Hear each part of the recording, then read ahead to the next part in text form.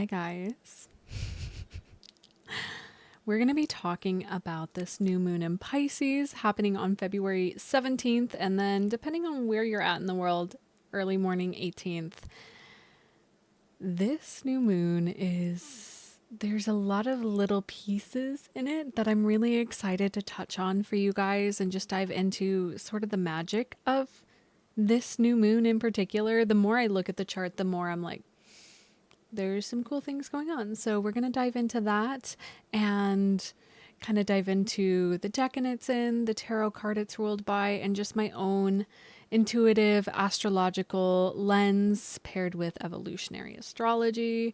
If you guys are new here, I'm Izzy. I go by Astramia here. Some of you may have found me from my other account, which is 8th House Mercury, where I talk about the channels that come through me. I divinate ultimately, and those gifts have kind of been bridging with my interpretation of astrology, and instead of resisting what God has gifted me with, I'm embracing it. So this may be a little bit different than traditional astrology you're used to, so it's either for you or it's not for you. You always use your discernment, flex that intuition muscle of yours, and feel into this time together. Now, before we fully jump into diving into this, which I will, and like once I start, I can't stop, so I always have to make sure that I say my stuff before I talk about the astrology, and my stuff being what I'm doing, what I'm up to right now on March 20th, which is the spring equinox, the astrological new year. It's also when Mercury goes direct, which we're going to talk about that too in this video.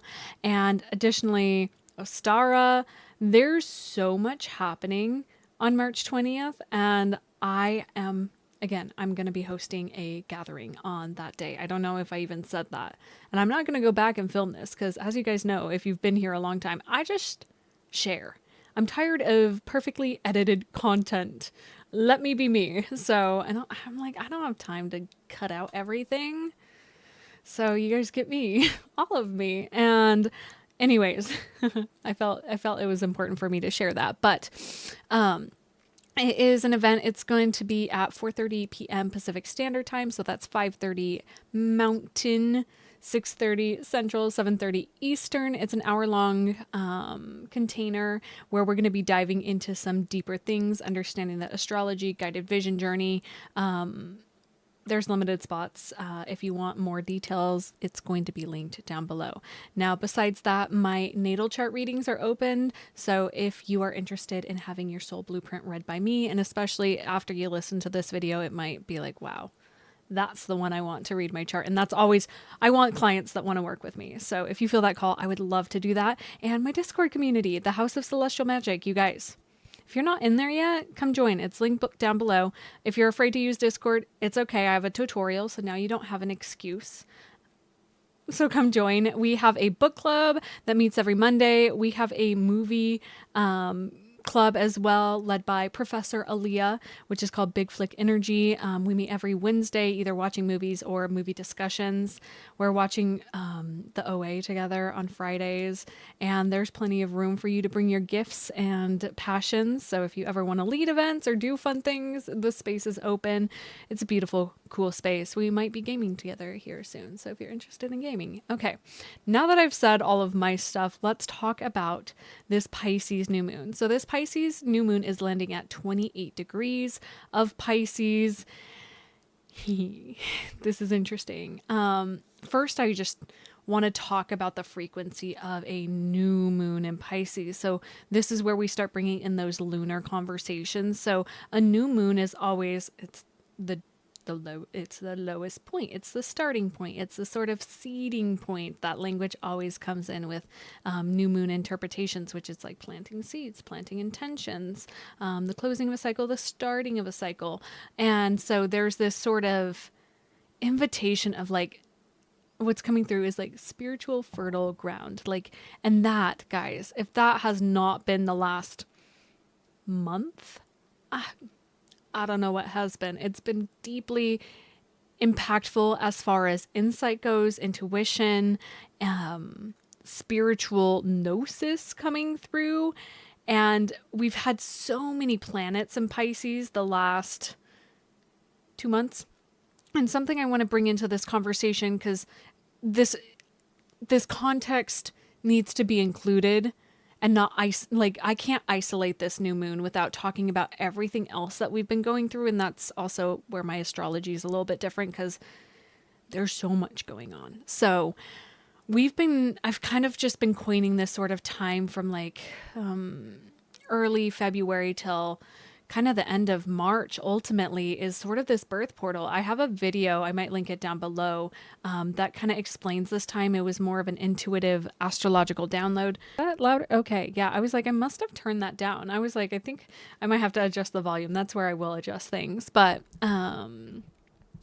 was more of an intuitive download. Anyways, so all these planets in Pisces have been going through this threshold. Now, Pisces is the last sign and Aries is the first sign. So this sort of threshold, this in-between point between Pisces and Aries is like a birth portal. It's like death and rebirth. Birth portal, right? Being in the womb and then being in the world. It's been sort of this incubator for a lot of us. Now we've had Venus, Mars, and Mercury all in Pisces. Venus is now in Aries, and so she kind of moved through this threshold. I wrote all about it on my Substack. It's called Letters from the 8th House. I take everything that I talk about and I write it there. So if you're looking for weekly updates, definitely subscribe down below.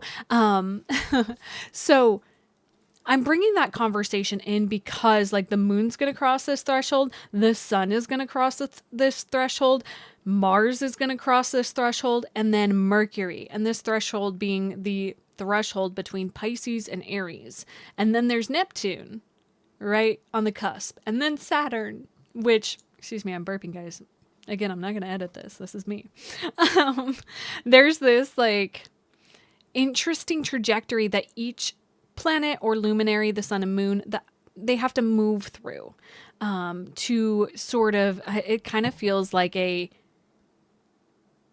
checkpoint, because with Neptune at the first degree of Aries, at least at this time that I'm looking at this, and of course Neptune's going to be going on their own trajectory through Aries, but presently looking at this new moon chart, Neptune being at the first degree, so when anything passes over that, it's kind of bringing this new taste of deepened spirituality within the first sign, Aries, this new expression of autonomy that is deeply rooted in spiritual expression. It feels really good. And then the planet or luminary will meet Saturn.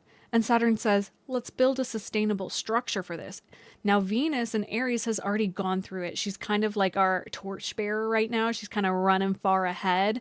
And so you may notice that the part of you, the feminine part of you, feels more ready to go than these other parts, aka Mercury, Mars, ultimately, which is our communication, and then our masculine energy as a collective. Again, this is collective energy. Of course, look at your own natal chart to understand this a bit more deeper.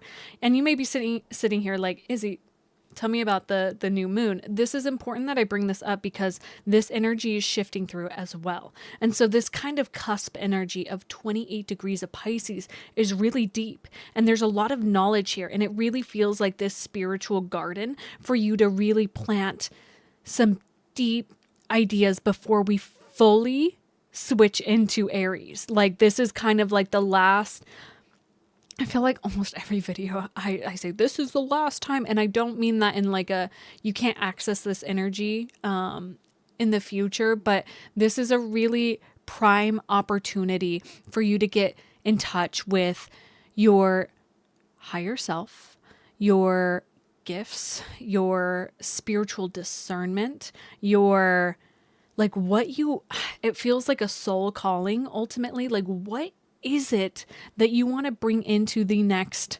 I heard lunar cycle, yes, but also with Neptune and Saturn both in Aries. Neptune is a 14-year transit, so it's like 14 years. Like this is kind of the last little like taste of like things that you can carry forward that's deeply rooted in the deepest part of your psyche, which is Pisces. That is the universal love. This is agape, the term for unconditional love. Like this is like your opportunity to really plant your intentions for what you want to carry forward with love, with devotion, with connection to God. Again, I'm not here to subscribe you to believe in God. Whatever God is for you, it does not matter your lens. That is yours to ad lib how you need.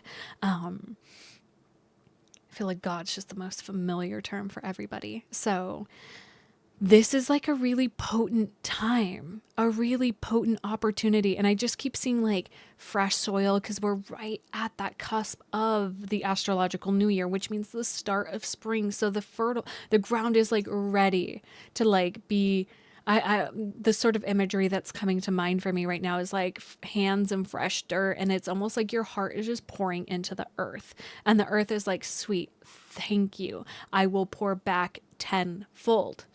I will give back because you are just so, it's like devotion to,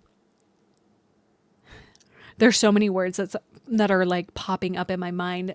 Devotion to your spirituality, devotion to your craft, devotion to love. It feels very specific based off of where this new moon is landing for you. So if you're curious about that info, I'm going to be writing it on my newsletter of how this is impacting you based off of your rising sign. So definitely check that out down below. But find where 28 degrees of Pisces is within your natal chart, and whatever house that's in, it's going to be that sort of key for what that devotion is towards, which feels so, so exciting. Now, let's talk about this decan of where this new moon's landing. It's in the third decan, which is ruled by Mars. Mars is in Pisces. And of course, I've probably already got the chart up to the side. Shout out editing Izzy. You're awesome. We love you. Give her a little round of applause down below. Mars is in Pisces, and actually the day that I'm choosing to film this is when Mars is conjunct the North Node, which we're going to talk about some of that stuff in a moment. Now, Mars in Pisces is really like honing in on spiritual devotion and discipline. I wrote some of this in my newsletter a couple weeks ago when Mars moved into Pisces, which is really this like,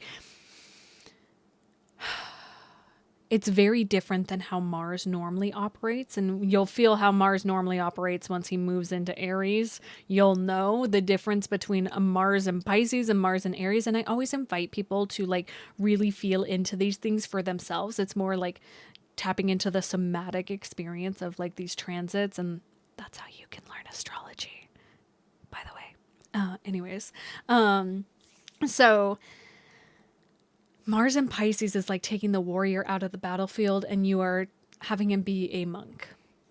That's the best way I can kind of describe it, where it's like, this is spiritual devotion. This is like warrior mindset that is devoted to a war that cannot be seen. It is a war that cannot be even, it's a war of the heart.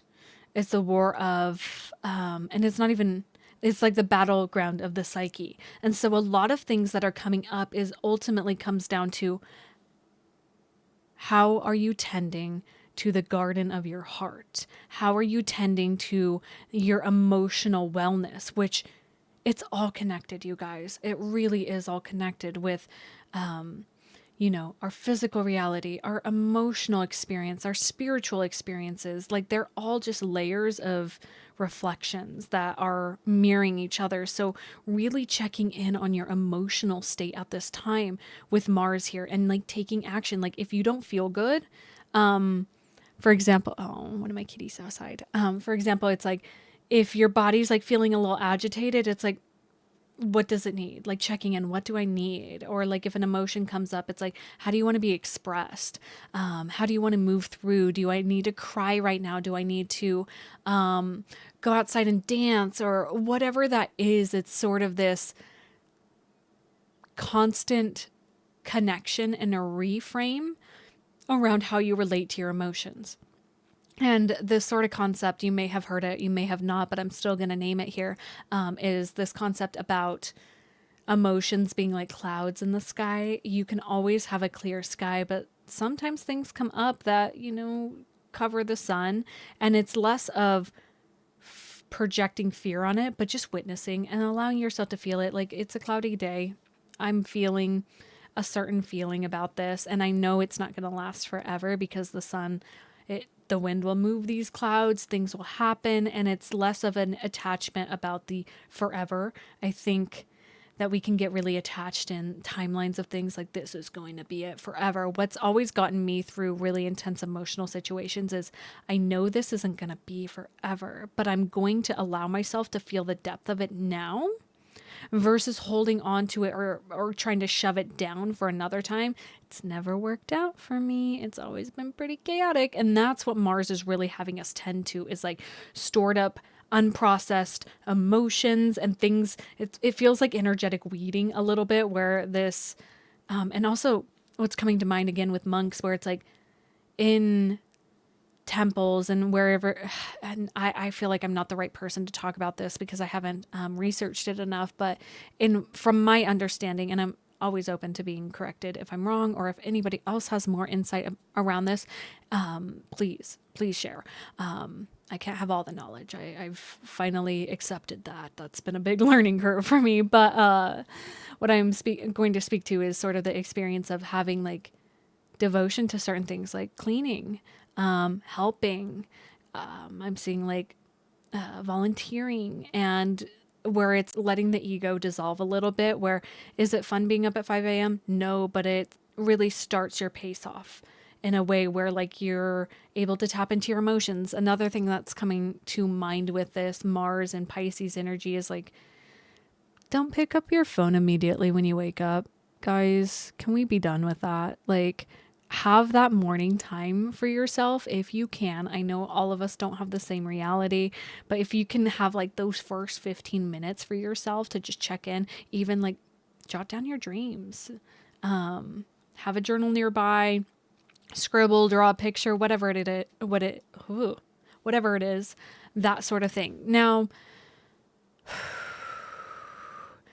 there's also a process with Mars and Pisces here where it's like physical action, because Mars wants to assert itself, devoting yourself to like physical movement as a form of like expressing your emotions. I've been at the heavy bag since Mars has been in Pisces to like move emotions that feel stagnant, or if I feel frustrated, running.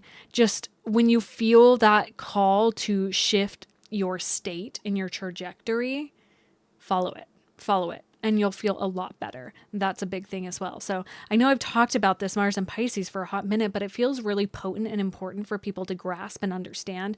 Also, like, you can sit and meditate for 10 minutes. Now, I know traditional meditation is like, don't think. That's not true. You just watch your thoughts and you just don't judge them. That's like the process of it. So you might be like, oh, I have something to do. Okay, I'm noticing like I'm always thinking about future things.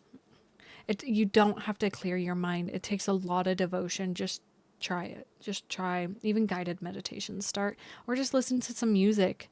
Move your body. Okay. Anyways, that's enough about Mars in Pisces, but I want to talk about the tarot card rulership, which I'm going to put right here. This new moon is ruled by the 10 of Cups. I really love this energy, you guys.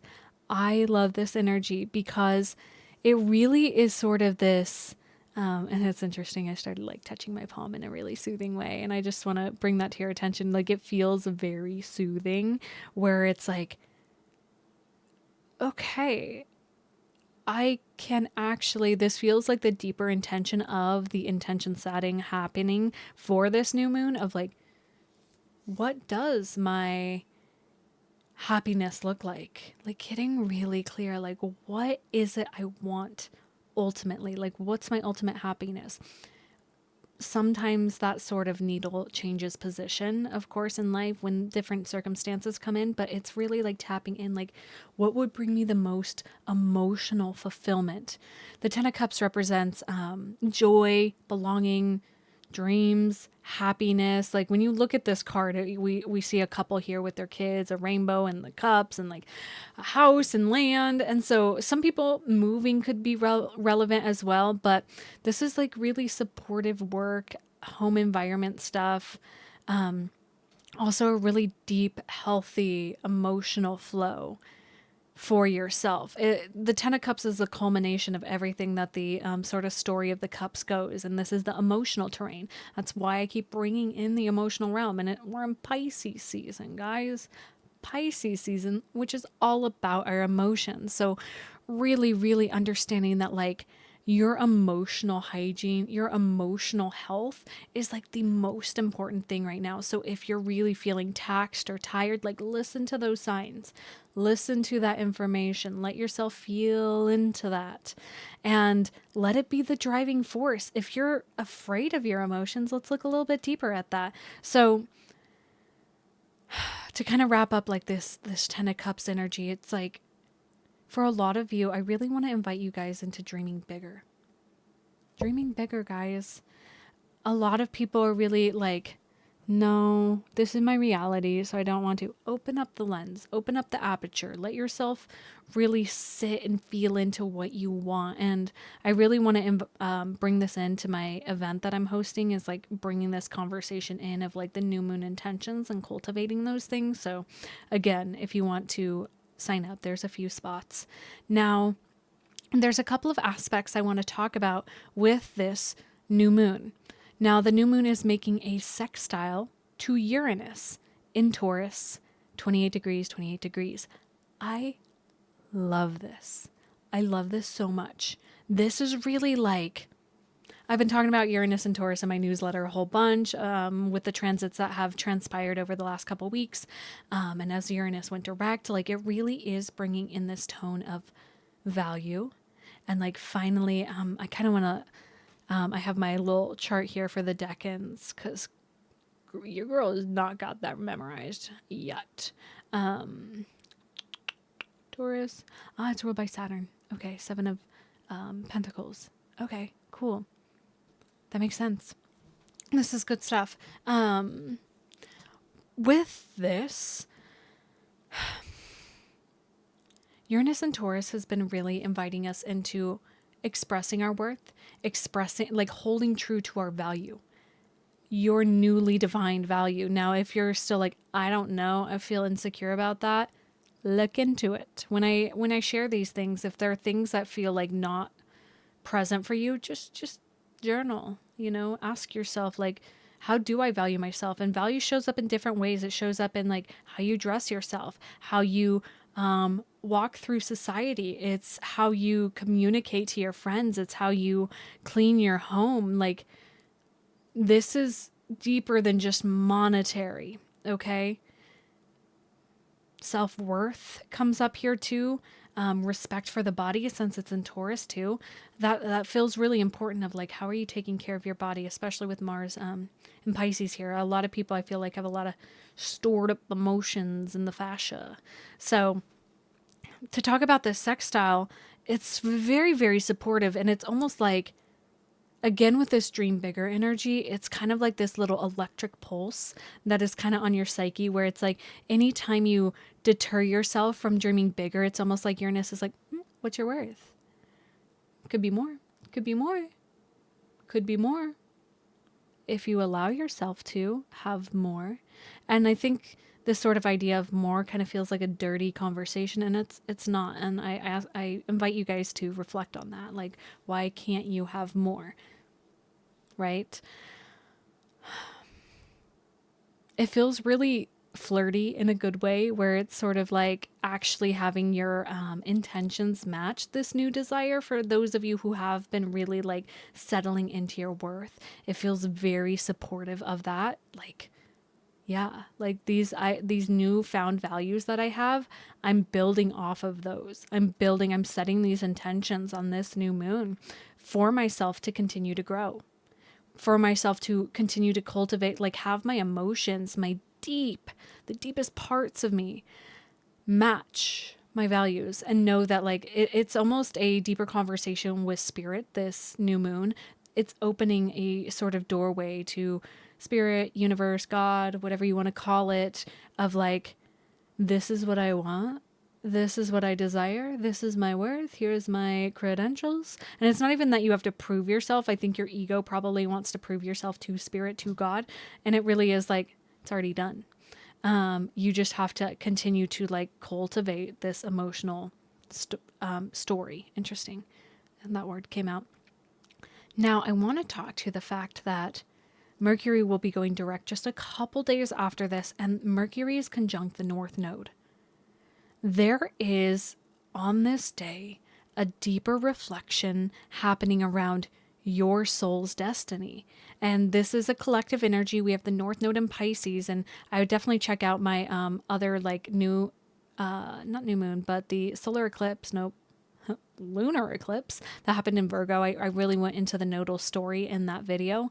But the North Node in Pisces has been really pushing let go and let God. And with Mercury here, there's like a direct line of communication. And with Mercury being retrograde at this time, it's really like a deeper introspective, like this feels like this new moon is cracking this new moon's cracking open a deeper part of your psyche and like limitations where it's like, oh, I have a direct channel. It's like phone a friend in what is it, Jeopardy, right? Jeopardy? Who Wants to Be a Millionaire? That too. That interesting that that's coming up with this sextile to Uranus where it's like, oh, I have a direct line to God and I know God's going to have the answer. So it's like, I really want to preface that nobody else has your answers for you. This new moon is very specifically asking you to dive deep within yourself and to find your gifts, to uncover your gifts, to open yourself up to more emotional nourishment and joy. And I know this sounds cliche, fantasy, because it really feels like all this Pisces energy. A lot of people, I don't like to feed delusions. If you guys have seen my 8th house Mercury account, I don't like to do that. There is a lot of energy that is really rooted in fantasy and mysticism right now because the North Node's in Pisces. And it is a thing that you can trust right now. You have to let go of your control and your fear around doing things right. Because when you trust yourself, which is all the North Node in Pisces is asking you, because you can, I'm like, do I even want to go into that conversation? Which is you are God. You are an extension of God. So it's just you having a conversation with you. Ultimately, at the end of the day, do your own research on that. See if that feels right to you. I'm not trying to prescribe that to anybody, but and this Mercury conjunction, the North Node at this time is really like, oh no, I can actually find exactly what I need within me and allow myself to find that inner knowing and let that be my beacon that leads me forward. Let that be the seed that I plant of like, it really is a very insightful new moon. It really is going to open up some people's mind and hearts in a way that's just like the 10 of Cups energy. It's really just bringing it in and allowing you to like know that though this is coming through, though you may not see the 10 of Cups in your direct reality, the 10 of Cups is within here. And you get to choose to live with that energy or not. And it was interesting. I almost said the 10 of Pentacles. So that's kind of coming in with that Uranus and Taurus energy as well, where there is like physical abundance that does provide for this life that you're desiring. Now, your discernment, okay? When I'm talking about these transits, I'm always talking about the opportunity available. Now it's up to you to really tap into that. When I'm saying the 10 of Cups is within, this is how you actually draw in the future you desire, is by choosing to just live in the frequency and the feeling of what you think having all those things you desire is going to make you feel. How can you feel safe in this moment? How can you feel joy in this moment? How can you feel financial freedom in this moment, and then taking those steps to cultivate that. So I said a lot here. A lot of this was very channeled. And I'm really, really, really excited for this new moon. It feels like a very soft, like a warm blanket in a good way. And what's also coming through is the fact that the nodes are going to be switching signs come July, before our eclipses are starting to shift into the Leo and Aquarius axis. This is sort of a closing out of this last lunar cycle as well, which started with our Aquarius new moon about a month ago. And so it's like it's closing it out and it's starting a new one. So how do you want to enter this astrological new year? How do you want to and a lot of big changes are coming astrologically. I've spoken on many different videos about that. Like big things are changing, big things are happening. And so how do you want to show up amidst the change? And I just saw like a hurricane, like in the eye of the storm. How do you want to show up in that? Somebody of integrity, somebody with emotional discernment, somebody with vision and insight and instinct. Okay, I'm going to leave this here. Thank you guys so much for everything. I love you guys so much. And I just have so much gratitude for everybody who's been supporting me on this journey of mine. The best way, as always, you can support me and share your love with me is liking, subscribing, commenting, and as a little bonus of an energetic exchange is subscribing to my newsletter. It's totally free. I write all of this stuff out. If you want to have that deeper insight about your rising sign and how this is affecting you, definitely subscribe down there. And then come join my event. I would love to have you guys there. All right. I love you guys. Bye.